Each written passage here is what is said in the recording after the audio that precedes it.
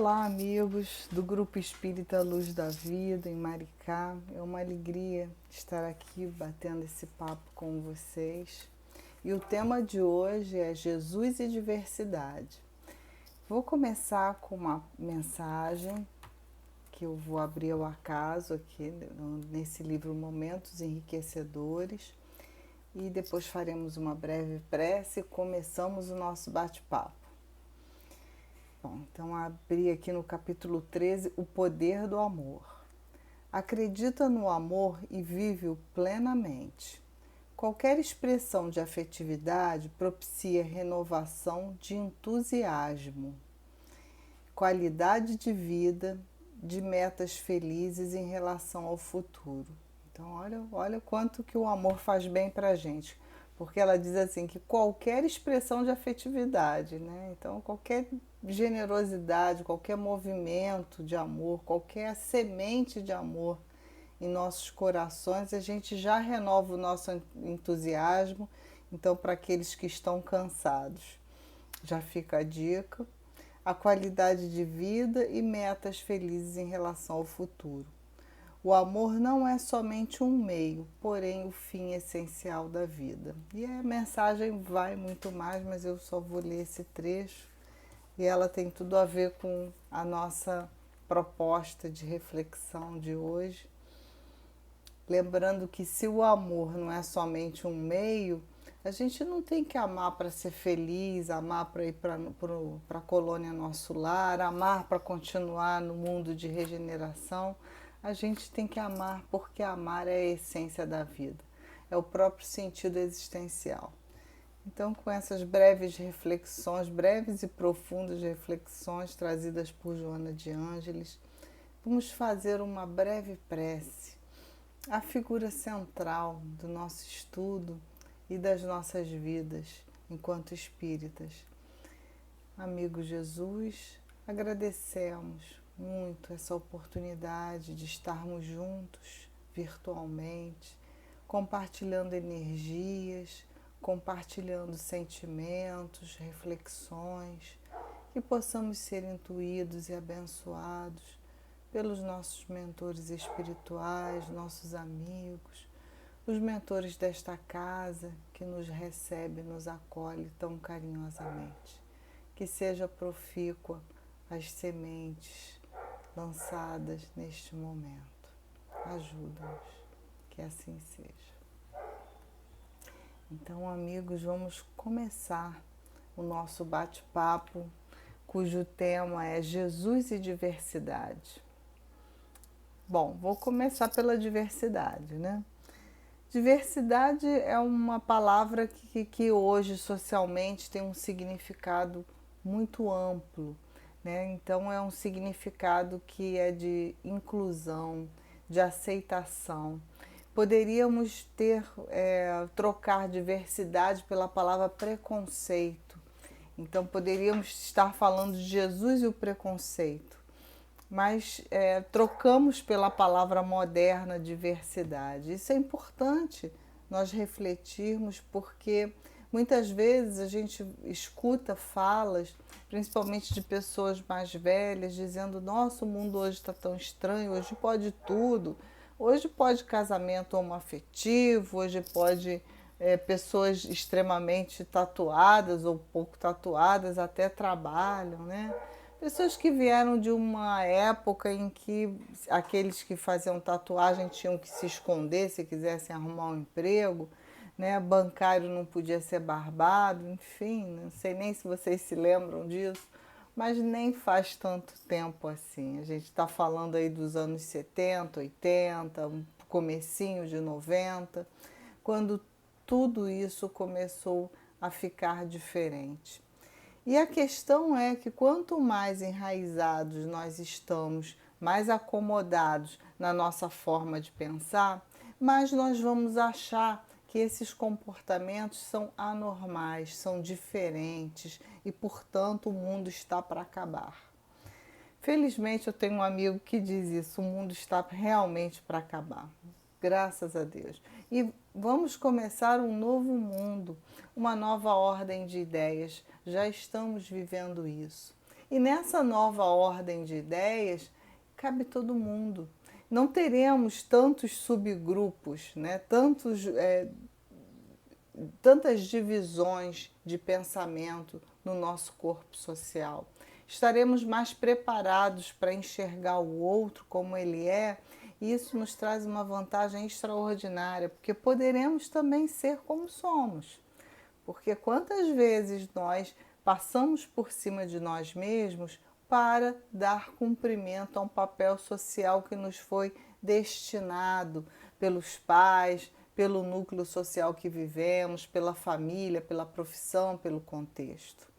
Então precisamos também investigar o quanto diverso há dentro de nós que precisamos de fato colocar esta essência ativa, à tona, para que possamos de fato realizar aquela autoiluminação, aquele caminho de pacificação conosco mesmo, que é tão importante.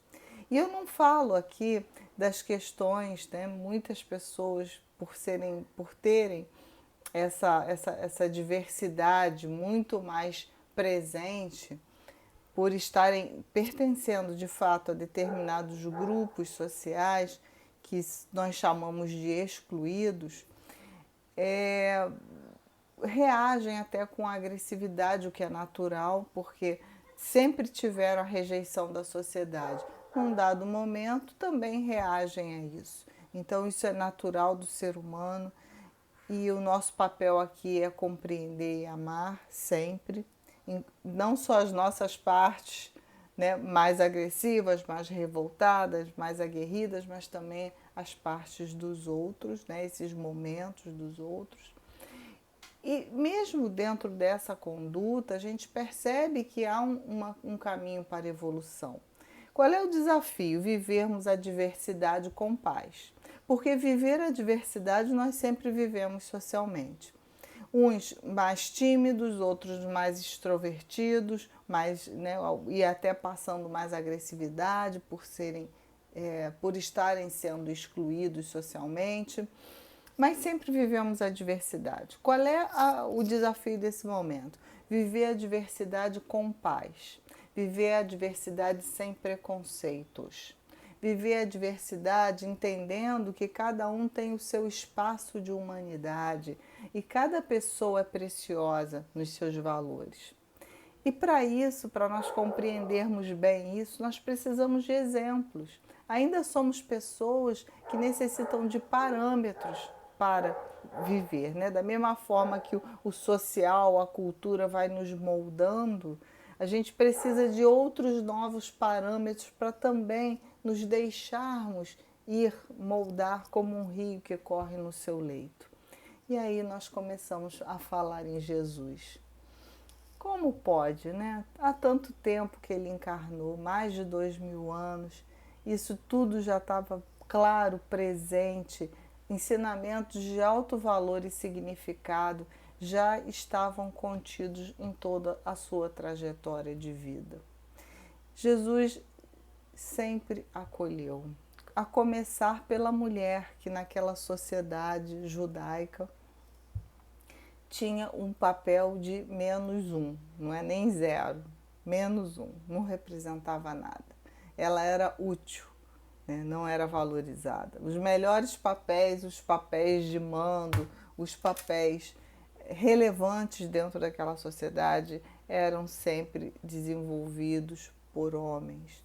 E Jesus começa, né, inaugura, chama a nossa atenção pela quantidade de mulheres e pelo respeito às mulheres em qualquer condição, na condição de acerto, na condição de erro, né, que aqui a gente vai trocar a palavra pecado por erro, por desvio de caminho. Jesus sempre esteve compreendendo a alma feminina, né? Quando se aproximou lá no poço da samaritana, o que era um absurdo, né, para um judeu, né? Todo o contexto social que aquela cena traz, Jesus mostra para nós que ele não tem medo da diversidade, ou, falando em outras palavras, Jesus não carrega preconceitos. Jesus esteve com o cobrador de impostos, Jesus esteve com todas as camadas da sociedade da sua época, ricos e pobres, olhando-os, entendendo-os da mesma maneira. E esse é um grande sinalizador da capacidade de amor, para nós quase que ininteligível, que Jesus possui e possuía. Amor por quem? Por nós. Pela nossa pequenez, entendendo que somos pessoas valiosas, preciosas, cada um de nós. Ele veio nos valorizar naquilo que somos em essência, sem considerar as aparências. Quando agimos com preconceito, quando temos essas restrições de achar que isso está errado, aquilo está errado, a novela está exagerando, está contando esse caso, tem esse casal homoafetivo que se beija, enfim, nos deixamos levar por esses pensamentos exclusivos, né, de exclusão. Na verdade, nós estamos revelando ali para nós mesmos a nossa grande dificuldade em aceitar mudanças.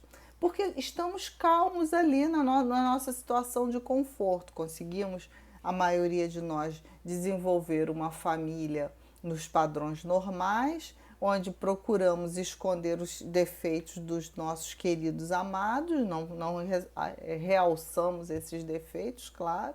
Também aproveitamos para esconder os nossos, também não realçamos os nossos defeitos, e as nossas angústias, os nossos conflitos, os nossos desejos, nosso e do nosso núcleo social fica ali preservado.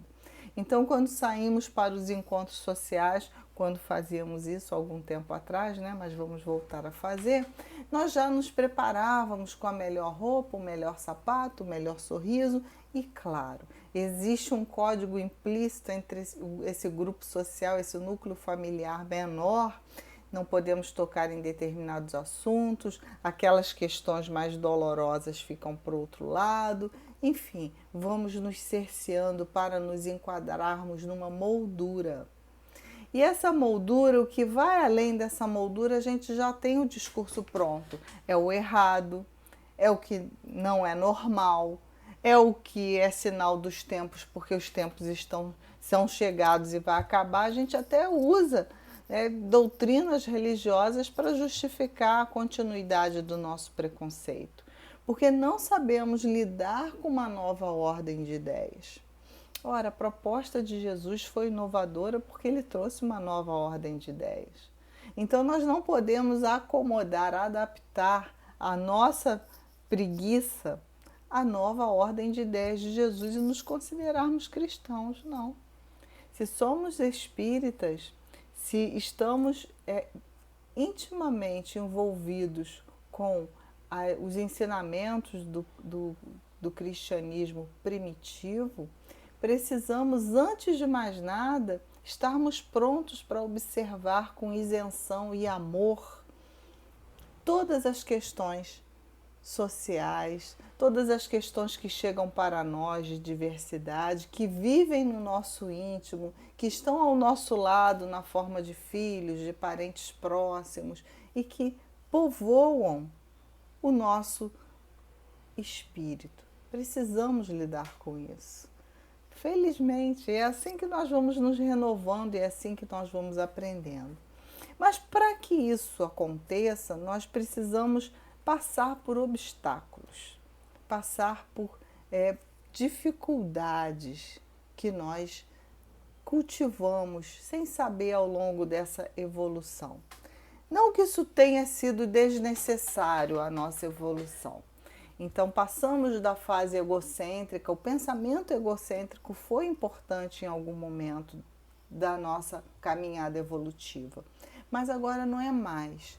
Nós já estamos passando para o pensamento racional, precisamos abandonar esses resquícios de pensamento egocêntrico, em que nossa ordem de ideias é a correta, é a normal e a do outro que se adapte a nós, né? Pensamos assim. E precisamos nos inserir dentro de um pensamento racional e ir até mais além. Os novos tempos nos exigem isso, né? Pensando cosmicamente, já não mais encarando a nossa espécie, os humanos, o reino nominal, como aquela espécie inteligente diferenciada. Não somos melhores que a plantinha, que o animal, não somos melhores que os minerais ou qualquer outro ser vivo que habita o planeta e o universo. Estamos sim com responsabilidades diferentes. E isso é muito mais motivo de preocupação do que de esbanjamento. Então, até quando vamos pensar nos recursos naturais do planeta, a nossa inteligência nos obriga a pensar neles com responsabilidade, com consciência. E não acharmos que nós estamos aqui para usufruir, consumir, desgastar, exaurir esses recursos do planeta. Isso também é diversidade. O exemplo da natureza é um exemplo maravilhoso. Todos convivem simbioticamente, né? Os ecossistemas se sustêm porque existe a diversidade. Se só existisse uma espécie de planta ou uma espécie de animal, morreria e entraria em extinção. Estaríamos no mais absoluto deserto, no vazio, no nada. Porque a natureza só existe porque ela é diversa. Essa é a grande lição que nós precisamos aprender. Ali não tem orgulho nem egoísmo. Nessa caminhada evolutiva pela qual nós já passamos, ali não tem, ali tem simbiose. Todos convivem com todos. Até mesmo o controle pelas cadeias alimentares da natureza tem ali também uma relação de simbiose para que outras espécies cresçam. Então, o grande objetivo divino é a evolução, é a sustentabilidade, que é outra palavra que a gente ouve falar muito, mas é muito antiga e conhecida entre nós. Então a gente precisa do equilíbrio, a gente pode trocar sustentabilidade por equilíbrio, respeitar esse equilíbrio. É que nós interferimos tanto no equilíbrio do nosso planeta e também no nosso equilíbrio interno, que nós fomos nos distanciando dessa parte de nós que é tão bela e que agora nós vamos precisar resgatar. Quem sabe esses momentos de isolamento nos possam facultar, né, a maioria de nós, o despertamento da consciência para a necessidade de nos integrarmos uma vez mais, né, percebermos essa integração com a natureza, o quão bem faz ao nosso espírito ouvir o barulho de um riacho, perceber as belezas da natureza, as flores, as plantas, caminhar na relva, que possamos sentir o orvalho caindo sobre nós e perceber gotícula a gotícula aquela sensação de frescor, de acolhimento, de envolvimento que a natureza nos propicia. Que possamos amainar dentro de nós essa conduta ainda primitiva de exclusão do outro, essa conduta que ainda nos remete a instintos tão primários como o ódio, sentimentos tão primários como o ódio. E eu queria, né, e esse é o contraponto da página que eu abri ao acaso, que foi o Poder do Amor, vocês se lembram?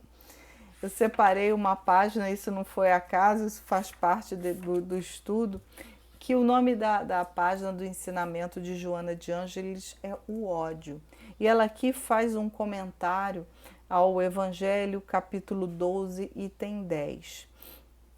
Isso está no livro Jesus e o Evangelho à Luz da Psicologia Profunda. E ela vai dizendo aqui, ela comenta uma passagem de Lucas que fala assim: sede, pois, cheios de misericórdia, como cheio de misericórdia é o vosso Deus. E ela vai falando, né, do pensamento de Jesus que atualizou, né, que trouxe para nós esse frescor, esse orvalho, essa vida nova, essa vida em abundância, que precisamos agora mais do que nunca colocar ela em prática. Isso é fundamental para nós. E ele trouxe perspectivas avançadas para hoje, ainda mais ainda lá para aquela sociedade em que vivíamos lá atrás, né? Somos os mesmos, a gente vai só trocando de roupa e de posição para tentarmos compreender o outro, né? Num exercício de fraternidade e compreensão, a gente vai mudando de papel, né? É o divino tentando nos ensinar. E ela fala que lá naquela época havia uma grande sombra coletiva que pairava sobre Israel e por extensão em toda a humanidade. E essa sombra, ela decorria de ambições desmedidas do personalismo individual. Então, pessoas que queriam vigorar o poder, o que eu acho está certo. Então, quando eu consigo impor o meu pensamento, eu fico mais segura. Porque se eu tenho seguidores, isso quer dizer o seguinte, que eu vou sobreviver, que eu vou ter condição de viver bem, porque as pessoas estão ali fornecendo, me sustentando, né? As minhas ideias estão sendo aceitas. Afetivamente, nós não estamos sozinhos, né? E, infelizmente, as pessoas têm um medo de se verem, da solidão, nós temos esse medo, então ficamos nos submetendo, agradando o outro, tentando fazer com que nossa percepção de vida se encaixe na do outro para podermos ser aceitos. Às vezes passamos uma vida inteira nos encolhendo para caber numa ideia, quando o nosso papel, o nosso desafio é justamente ao contrário, é viver a nossa ideia com paz, com amor, nunca com agressividade nem com revolta. Mas quando a gente vai nesse caminho do tentar encolher para caber, para ser aceito, para ser amado, para seguir uma ordem, para não ser excluído no trabalho, no grupo espírita, na família, nós vamos causando em nós um desconforto muito grande, porque vai surgindo um grande conflito entre o que nós acreditamos, entre a nossa essência, o que nós somos e o que nós estamos tentando fazer. Esse descompasso, ele vai gerar o ódio. O primeiro ódio pelo outro, porque a gente vai começar a projetar e enxergar que o outro é o nosso problema. E depois o ódio por nós mesmos, porque ninguém sente ódio pelo outro sem antes sentir uma grande carga de ódio por si mesmo. Então é um estado de adoecimento da alma que precisamos perceber logo no início para tratar. Porque quando nós deixamos correr o barco, fica mais complicado, o dano é maior, o poder de destruição do ódio é muito grande. E por outro lado, essa energia, essa emoção, ela pode nos ajudar, se bem direcionada, a produzir coisas fantásticas. Porque vamos estar ali, né? Até os adolescentes dizem assim, na força do ódio, né? Mas há uma sabedoria nessa explicação. Se nós enxergarmos esse lugar de ódio que existe em nós e trabalharmos essa energia, essa emoção, para deslocar isso para um lugar de produção, de trabalho, de afinco, de renovação, nós estaremos fortalecidos, abastecidos de energia. Mas depende do quê? Da vontade, do querer. Se nós estivermos acomodados, julgando os outros com preconceito, nós estaremos também acomodados, julgando a nós mesmos com preconceito, tentando encolher para caber dentro de um grupo de ideias do nosso núcleo social, da nossa comunidade, do nosso trabalho, da nossa grei. E estaremos assolando, incentivando, acrescendo mais ódio àquele que nós já cultivamos dentro de nós. E estamos vivendo um tempo que, por estarmos no limite, nós não estamos conseguindo administrar isso como fazíamos antes. Daí percebermos, nesse momento social que vivemos, estamos em 2021, fevereiro de 2021, né? Não, estamos em plena pandemia, apesar de já termos uma perspectiva de saída dela, mas pelo menos a médio e longo prazo, não é amanhã, né? Como pensávamos lá em março, que em 15 dias está tudo resolvido, e 15 dias para nós sem ir ao trabalho, sem sair de casa, era impensável, né? Muitos e muitos de nós, né, dependendo da sua condição de saúde, da sua condição social também, estão há bastante tempo isolados ou minimamente, indo minimamente para fora fazer compras e tudo mais. Então precisamos agora saber que esses conflitos que nós fomos cultivando ao longo do tempo, a nossa capacidade de administração dessa energia que se chama ódio está no limite. E aí vamos vendo que socialmente acontecem crimes bárbaros, feminicídios, o mais fraco, né, a violência doméstica, as estatísticas demonstram, e nós vemos isso, aumentou barbaramente. Isso tudo por quê? Porque já não temos mais capacidade de administrar. E é um erro administrar, não é para administrar. Mas também não é para agredir. O que é para fazer então? Se não é para administrar e não é para agredir, ora, é para enxergar, é para se humildar, é para nos fazer humildes, de joelhos diante dos nossos sentimentos mais violentos, mais difíceis, diante dessa parte de nós que nós não gostaríamos de ter nem de ver. O que é para fazer? É para enxergar, é para no isolamento do nosso lar, sozinhos conosco mesmo, separarmos momentos para pensar a respeito de nossos pensamentos, de nossas ações, de nossas emoções, sem medo de reconhecer o quão ainda atrasados todos nós somos, o quão primitivos ainda estamos a nível individual. Esse personalismo que Joana cita aqui, como sendo a grande sombra coletiva, e a gente pensa, nossa, parece até que é hoje. Sim, mas é hoje. É hoje. Porque nós ainda em 2000 anos, nós não nos dispomos a entrar em contato com as nossas dores, com as nossas partes excluídas, rejeitadas.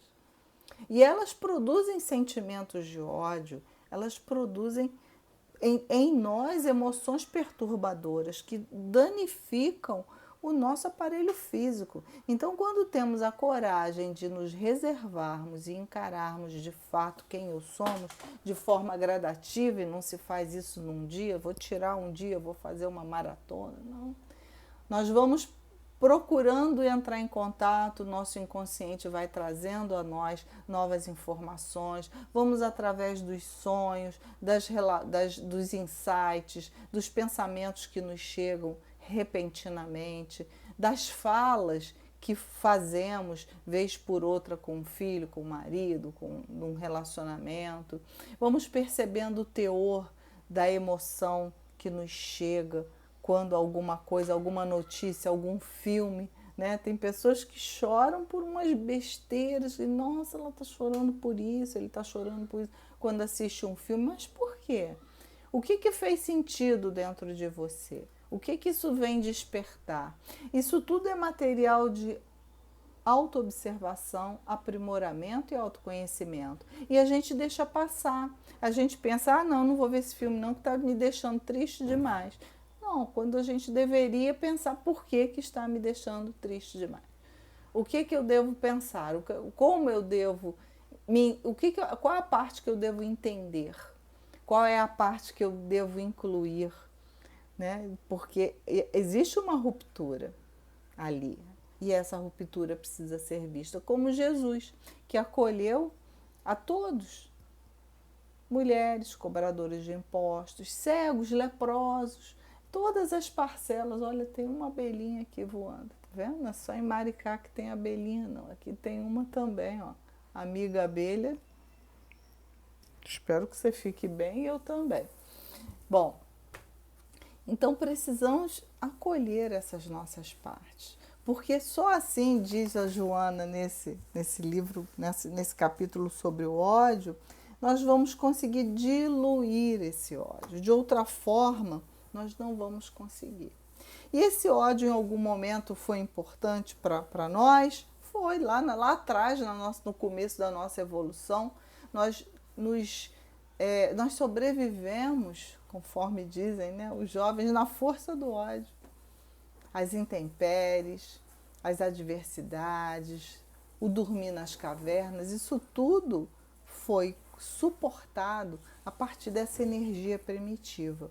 Só que agora nós não precisamos mais dela dessa forma. Essa energia vai ser transmutada, vai ser pensada, vai ser racionalizada de outra forma, de maneira a chegarmos a extrair dela melhores resultados, melhores plantios. Então, esse é um caminho evolutivo que a gente precisa traçar.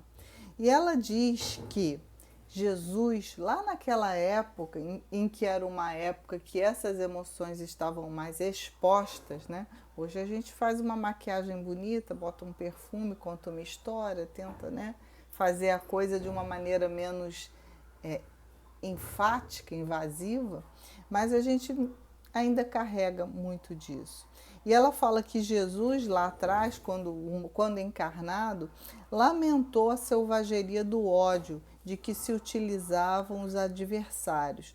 Não apenas dele, né, os seus próprios adversários, senão de tudo quanto de renovador e unificável ele representava e difundia. E aqui está claro quão revolucionário era Jesus. Porque ele foi combatido não só por ele, pela figura dele, por ele ser um judeu falando coisas para além do que estava contido na Torá, para além do que estava estabelecido socialmente, o poder do Estado. Ele incomodava muitos e muitos segmentos, muitos grupos sociais. Mas era o que ele representava, porque Jesus representava algo que era renovador e unificável. Vivíamos lá naquela época e até hoje vivemos isso, né? Que curioso, em que quanto mais ódio, melhor, porque assim a gente fica dissociado. E grupos menores, grupos de ideias menos valorosas, conseguem predominar, porque se divididos, então vamos vendo a sociedade brasileira, vamos tendo esse exemplo. Quanto mais desunião a gente percebe, né, pelas fake news, pelos grupos que se atacam, né, na internet, a gente percebe isso, e às vezes não só virtualmente, né, infelizmente, mas vamos vendo que famílias brigam por causa dessa ruptura que ocorreu, né, na nossa sociedade, de ideias, de ideologias. Enfim, a gente vai se apropriando de palavras e eu tenho até medo de incorrer muito nisso, porque as pessoas estão tão mobilizadas, essa força do ódio mobiliza tanto que muitas vezes a gente não consegue ter um diálogo racional até mesmo com um companheiro espírita, né, da nossa grey, que ocupa uma posição diferente da nossa. Não consegue aceitar ver que o outro pensa de uma forma diferente. Não consegue fazer aquele exercício de, eu vou ver se eu tô... que tem de bom nesse pensamento? Né? É isso que a gente, o outro pensa diferente, deixa eu ver se esse pensamento pode ser interessante para mim, né? Que é o que a gente chama de empatia, né? Mas quando a gente está na ruptura do ódio, a gente cria realmente cisões. E Jesus veio trazer a unificação. Mas unificação como? Todo mundo pensando do mesmo jeito? Não. A unificação de pessoas, porém, preservando o que elas acham. E esse movimento de pensamento, ele vai evoluindo. Então, vamos chegar num patamar comum de paz e respeito, mas cada um com as suas características e pensando de um jeito. O que nos falta hoje é superar essa energia do ódio, para que possamos ter a paz e o respeito. E aí fica muito fácil pensar em diversidade, porque se estivermos em paz e com respeito ao outro e a nós mesmos, essa palavra diversidade ela vai cair em desuso. Não vamos mais usar ela, ela vai ser absolutamente desnecessária, porque nós não vamos nem lembrar daquele dia que classificávamos as pessoas pela sua raça, pelo seu sexo, pela sua opção ou pela sua opção de usar tatuagem ou não tatuagem, o cabelo é pintado de azul, de rosa, ou a sua orientação sexual, por exemplo. Não vamos nem nos lembrar desse momento e vem a abelha de novo. Então precisamos realmente superar o quê? esse ódio, esse primitivismo que ainda existe em nós. E ela diz que o ódio funciona como automatismo violento, labareda voraz que deixa destruição, para que as mãos do amor trabalhem na reconstrução que ressurgirá dos escombros. Então, que essa parte eu achei linda, porque ela vai nos mostrar que existe um automatismo violento, então nós precisamos entrar em contato com esse ódio que há em nós e tratá-lo e cuidá-lo. É fundamental para que não cometamos crimes, para que paremos de matar pessoas, seja no sentido concreto, seja no sentido figurado dessa ação, para parar de nos matarmos, de nos suicidarmos, porque é esse ódio que acarreta tudo isso, seja no sentido concreto, seja no sentido figurado. Precisamos muito, muito utilizar esse contato com esse ódio que não, longe de nos deixar descontrolados, porque nós não estamos falando de exteriorizar, de atacar ninguém, mas de nos humildar perante esse nosso sentimento, para que possamos conversar com essa parte adoecida, num processo de autoiluminação. Né? E aí ela vai falar lá na frente, né, num outro livro lindo, No Rumo da Felicidade, ela vai falar da terapia do amor incondicional. Qual é o remédio para nós conseguirmos entrar em contato com o nosso ódio, trabalharmos ele com humildade, e implantarmos nas nossas vidas a terapia do amor incondicional. Porque por que incondicional? Por que ela não fala terapia do amor? Ponto. Porque o amor condicional, ele também causa ruptura. Então, quando nós amamos, qual é a criança mais linda do mundo? Vamos lá. Pena que vocês não podem responder, mas eu tenho certeza que vocês estão respondendo. Ah, meu filho, criança mais linda, não tem como. Terapia do amor condicional, não se aplica. Não é isso. O amor que a gente tem pelos nossos, pelo que é do sangue, pelo filho, pelo tão bonitinho e tal, não estou desvalorizando esse amor, mas eu estou dizendo que esse amor precisa ser ampliado para a forma incondicional, porque só a forma incondicional não causa ruptura, não segrega. Somente o amor incondicional está compatível com a diversidade. Porque aí, se o meu filho, aquela criança mais linda do mundo, quando nasceu e eu estive com essa criança nos meus braços, crescer e num dado momento virar para mim e falar assim: olha, mamãe, sabe aquela amiga que eu tenho? Ela não é minha amiga, ela é minha namorada. Aí, se eu estou cristalizada nesse amor maternal, que criei essa menina, botei lacinhos, roupas lindas, frufru, nananana, e ela vai ser linda, vai se formar, vai fazer faculdade, vai me dar netos, né? E todos vão admirar o quanto ela é linda e quanto eu sou bem-sucedida e eficiente como mãe. Se eu tiver cristalizada nessa ideia desse amor condicional, de utilidade, de troca, eu estou liquidada ali nesse momento, porque o castelo vai cair. Né?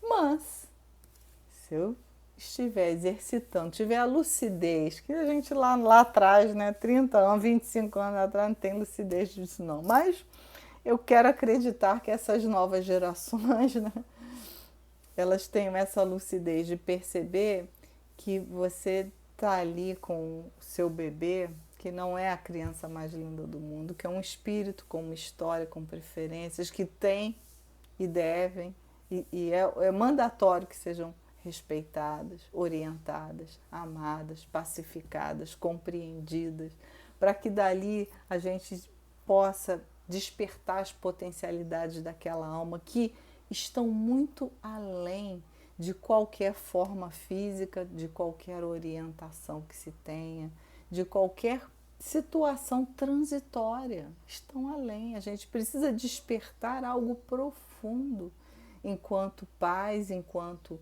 avós, enquanto família, enquanto amigos, em qualquer lugar. É esse o nosso grande objetivo. E se nós começamos pelo amor condicional a nos separar em nichos, a querer que o outro atenda às nossas expectativas, os nossos sonhos, o que nós sonhamos, aí a gente começa a restringir. Por isso que não é terapia do amor, é terapia do amor incondicional. Essa terapia que vai curar e diluir o ódio, porque ele vai nos inserir o amor incondicional dentro de um contexto maior, dentro do contexto de espíritos. Vamos sair desses limitezinhos pequenos, rasos, superficiais, dessa encarnação que estamos aqui na forma de Cláudia, né, morando aqui no Rio de Janeiro, vivendo esse papel profissional, esse papel de mãe, esse papel de esposa, enfim, com todas essas relações. A gente precisa ir para muito além disso aí. Esse é um grande desafio, né? Desacomodar disso tudo. E aí, nessa terapia do amor incondicional, a gente precisa nos unir ao Criador. E ela fala que a aceitação desse amor unge de bênçãos, vincula a criatura ao seu Criador. Então, não serão as preces mais lindas, as palavras mais emocionadas que vão nos vincular ao nosso Deus, a criatura ao Criador, a Deus, vincular a Deus. Vai ser exatamente a aceitação desse amor incondicional. E aí a gente fica pensando assim, nossa, mas o amor incondicional é um troço tão grande, tão amplo, tão vasto. Será que eu, pequenininha, desse jeito, consigo sentir esse negócio? Claro que sim. Claro que sim. Quando nós vamos nos curando dessas partes ainda doentes que carregamos, e a gente está no melhor momento para fazer isso. Muita gratidão por estarmos aqui encarnados. Nosso mentor espiritual acreditou em nós, gente. Ele disse, pode ir que você vai dar conta de passar por isso tudo, de pandemia, esses negócios, dessas inseguranças, né? A perda dos entes queridos de forma repentina. Você vai dar conta disso, vai lá que eu estou contigo. Então nós podemos. Quando nós nos dispomos a fazer essa transformação, até o comecinho pode parecer um pouco difícil, mas depois nós vamos percebendo que esse amor vai crescendo e vai ganhando uma tonalidade diferente. Então vão acontecer momentos em nós em que nosso pensamento está discriminando, nós estamos procurando convencer que o nosso é melhor do que o outro. Vai acontecer isso, mas a gente vai logo perceber. Porque vai existir uma parte de nós mais fortalecida nesse amor incondicional que vai dizer, olha o que você está pensando. Aí a gente vai calar a boca, ficar meio envergonhado, não falar nada, pedir desculpas, enfim. E aí a gente vai trabalhando isso, vai diluindo isso, porque não tem mágica, né? Não tem passe de mágica. A coisa acontece gradativamente, a partir da nossa força de vontade em melhorar. Não vai ter outro jeito. Então precisamos realmente nos abrir a esse amor grandioso, a essa terapia. E como é que a gente sente esse amor incondicional? Jesus aqui nessa página já deu a dica, nessa passagem de Lucas. É através da misericórdia. O amor o incondicional, é a misericórdia em movimento. Como é que é isso? Eu escutei uma notícia que me abalou, uma tristeza, um crime horroroso, hediondo. A gente tem que pensar na vítima, né? Fazer uma prece, mas eu acho que a gente tem que pensar também no algoz e fazer 2 ou mais preces. Misericórdia. Pensar amorosamente. Pensar com um espírito de empatia por aquele que chegou a um ato extremo. Isso para começar, né? Para dizer o mínimo. Mas no nosso ambiente doméstico, quando nós escutamos algo que não está adequado, quando o nosso ímpeto é de revidar, de falar o qual um absurdo é, o que nós precisamos? misericórdia. Calar, compreender como é que isso está batendo em nós, para depois, num outro momento, numa outra oportunidade, conversar sobre aquela dissensão, aquele momento ruim, delicado, agressivo, desconfortável, e trabalhando isso e diluindo isso no tempo. Muitas vezes o nosso ímpeto, né, o ódio tem um ímpeto muito grande, né? Ele é impetuoso, ele nos faz pontuar, ainda que tenhamos alguma razão, mas coloca tudo a perder. Então a sabedoria do tempo, né? Lembrando Chico Xavier, né? Bebe uma água, mas não engole não. Deixa a água na boca e não fala nada. Por que isso? O que isso quer dizer? Além de a água ser muito bom, né, geladinha e tal, hidrata, isso quer dizer que a gente precisa calar e pensar antes de falar. Entrar em contato também, né, enxergando na violência do outro também uma parte nossa violenta. Será que eu não faria a mesma coisa se estivesse na mesma situação? Exercício de misericórdia. É o contrário do julgamento. A gente está muito acostumado a julgar o outro e nos julgar. Nós precisamos agora ter misericórdia pelo outro, porque cada um sabe a dor e a delícia de ser o que é. E a gente não tem condição de medir o outro pela nossa régua. Nem Jesus fez isso. Ele tinha conhecimento da nossa pequenez, mas não nos julgava. Ele amparava, ele acolhia, ele aconselhava. Isso é muito diferente. Então, meus amigos, já chegando, né, no fim do nosso bate-papo, eu até tinha mais para falar sobre emoções, olha, falar sobre as nossas emoções. Mas eu acho que nós abordamos, né, um pouquinho esse tema, que é um tema extenso, profundo. Então eu vou só encerrar aqui com algumas dicas de Joana de Ângeles sobre essas nossas emoções. Ela fala que a gente precisa, né? Isso tudo está ligado a esse desenvolvimento do amor incondicional que vai começar a acontecer a partir da misericórdia que a gente vai desenvolver por nós e pelo outro. E ela dá umas dicas bem objetivas. Vejam só. Age em vez de reagir. Silencia ante a acusação injusta em vez de debater.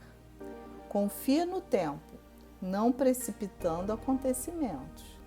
Exercita o pensamento na fixação das ideias positivas, desarticulando as construções pessimistas, as construções pessimistas. Então, qual o teor de pensamento que a gente está carregando? A gente é pessimista, a gente já acorda dizendo que está um calor horroroso, a pandemia está um problema, perdi o emprego.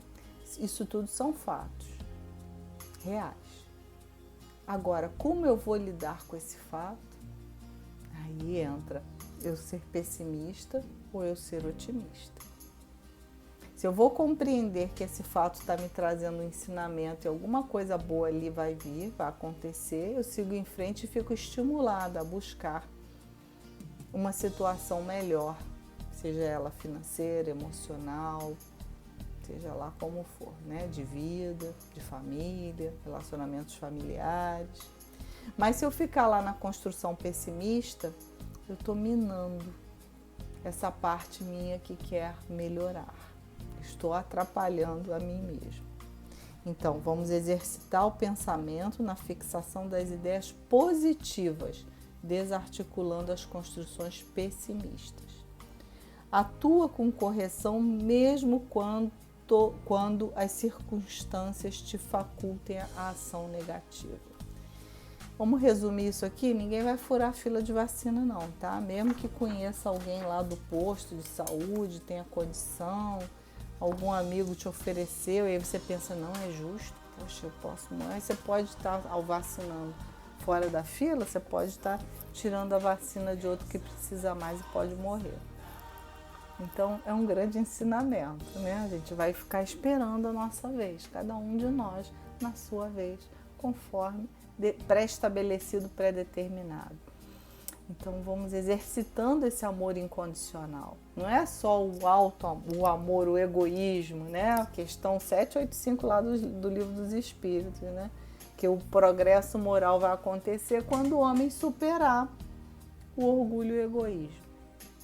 Esses tempos estão aí para nos ensinar isso.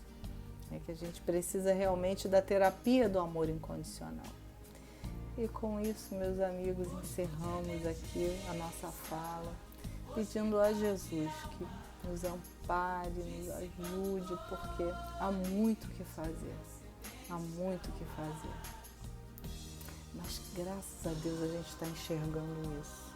Porque quando a gente não enxergava tanto trabalho, não é que esse trabalho não existisse, é que a gente estava de olho fechadinho e paradinho. Hoje a gente já está abrindo o olho e está caminhando. Então um dia esse trabalho vai ser substituído por outro trabalho de outra natureza, né? Então vamos agradecer juntos aqui a Jesus, aos mentores espirituais do grupo Espírita Luz da Vida, que possamos nessa noite juntos, envolvidos por Ti, por esses espíritos que nos amparam e nos sustentam nesses momentos tão importantes na nossa vida de espíritos, que possamos estar plenos, seguros, felizes por esta bendita oportunidade e que possamos deixar que a terapia do amor incondicional nos invada, diluindo todo o primitivismo que ainda carregamos, para que essa força possa se tornar a regeneração e a cura que precisamos em nossa casa, em nossos corações, em nossa cidade, em nosso país, em nosso planeta. Obrigada por tudo, Jesus. Que assim seja. E obrigada, queridos, pela atenção de vocês. Enorme beijo. Fiquem com Deus.